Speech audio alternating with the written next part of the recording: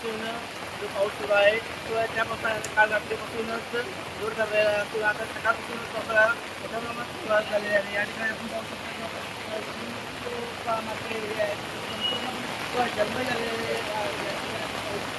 जे गाणे ते आपल्या या ठिकाणी ते बुडलेले आहेत ते पाण्यामध्ये. आणि आपण जो हवामान विभाग जो अंदाज वर्तवला होता त्यानुसार आता पावसाला सुरुवात झालेली आहे. शनिवारी जो हवामान विभागाने रेड अलर्ट केला होता त्यानुसार आता पावसाळा या ठिकाणी सुरुवात झालेली आहे. तसेच रविवारी हवामान विभागाने या ठिकाणी ते आपण पाहू शकतो की सांगितलेला ऑरेंज अलर्ट दिलेला आहे. आणि या पावसामध्ये एकच या ठिकाणी उडालेले जो सिंदकी एरिया आहे काही लोक असेल तसेच